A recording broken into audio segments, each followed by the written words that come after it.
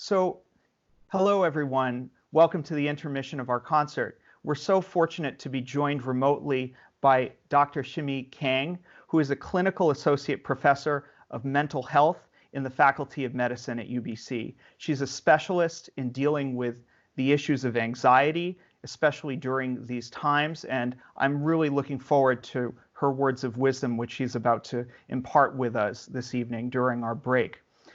Dr. Kang, if you could maybe comment a little, as a musician, we know that we feel tremendous benefit to playing music and for it to be shared with audience members.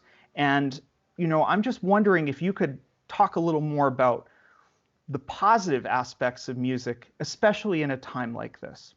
Definitely. I would say it's no exaggeration that music is medicine. So when we think about what music does for our brain and our bodies, I'm going to throw out some science and then tie it in. It releases something called endorphins.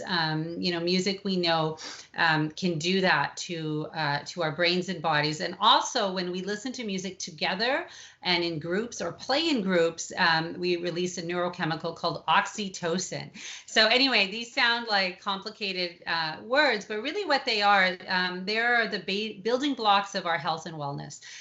So endorphin is our body's natural painkiller. It helps calm us down. Oxytocin bonds us. It gives us feelings of trust and love. And music can really elicit both of those, not just listening.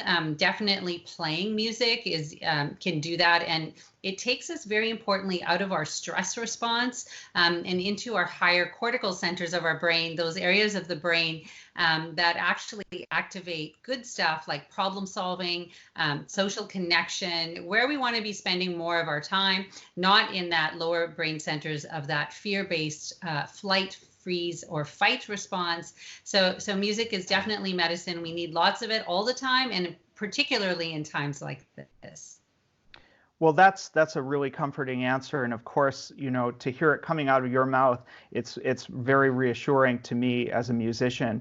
And I particularly love the notion that as a musician, and that someone's that's either expressing music or taking in music, it can put us in a better mindset to deal with this whole issue of fear. And I'm assuming that would also have some positive benefits for our immune system too.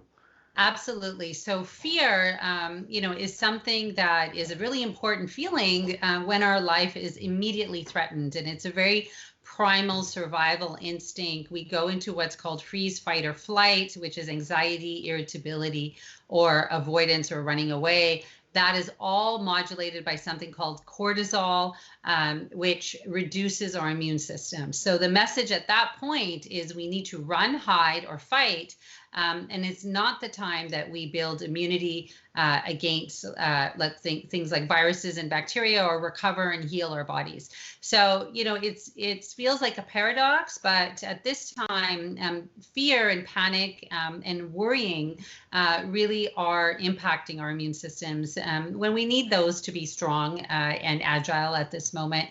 So it's easier said than done, but doing those things that help us stay calm, help us, respond in an appropriate way, take action, but not be kind of sitting in fear. That's the key. What are some of the things that we might be able to do to manage this stressful time in this very crazy time that we're facing? I mean, we would love to hear some of your tips for what we can do. Right. And there's actually quite a bit we can do, even though we may not feel like it. So first of all is really managing our own stress response and trying to not be reactive and function out of that lower brain. So the most basic thing is just to remember breathing. So when we take long, deep breaths, we actually stretch receptors in the top and bottom of our lungs. Those receptors send a signal to our brain that we're okay. It squashes that stress response, reduces our cortisol, and opens us up to being more calm and more strategic in problem solving. So just to remember deep, slow breathing. Let's, wake up, do your breathing. go to bed, do your breathing, remember to breathe throughout the day. We tend to fall into shallow breathing when we're scared.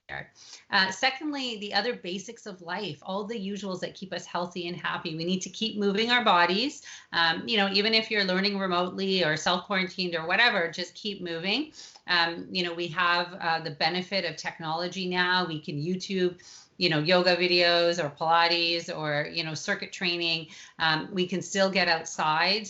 Nature is very important for the human brain. We evolved in nature looking at trees, natural settings, the sunlight. That's all still okay for all of us. We don't have to isolate ourselves from nature. Very important. And, all the basics, good hydration, good nutrition, and social connection. And I think that one deserves a bit of time, because right now, we're kind of also being told not to socialize.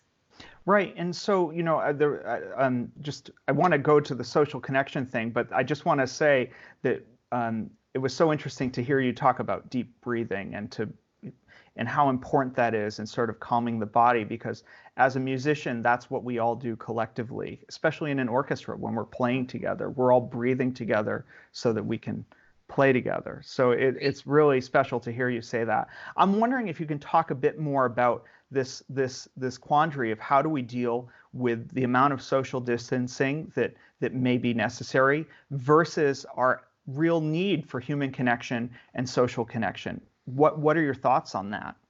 Yeah, you use the right word, which is balance. So human beings, we are social beings. We are fundamentally social. That is in our DNA. It is hardwired throughout our nervous system, and that is how we function best. So, practicing social distancing doesn't mean you have to be socially isolated. So, if you're at home, then if there's people at home, is actually you want to make more of an intention and more of an effort to be looking at each other. We humans, we need eye contact. We need to look at each other's expressions, pick up the phone, listen to a voice, use FaceTime, Skype, Zoom, all these technologies to make it very intentional to have that human interaction. So we are, again, lucky at this moment in time where we can use technology, but there's still people around us. And to remember that is a very primal human need.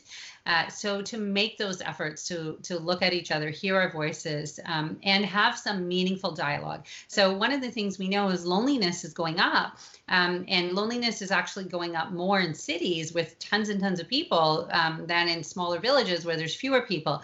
So not to assume that being around a lot of people is what we need. We actually don't need to be around a lot. We need a few close friends that we connect with and have a meaningful bond with. So I think if we keep that in mind, we can all get through this difficult time together.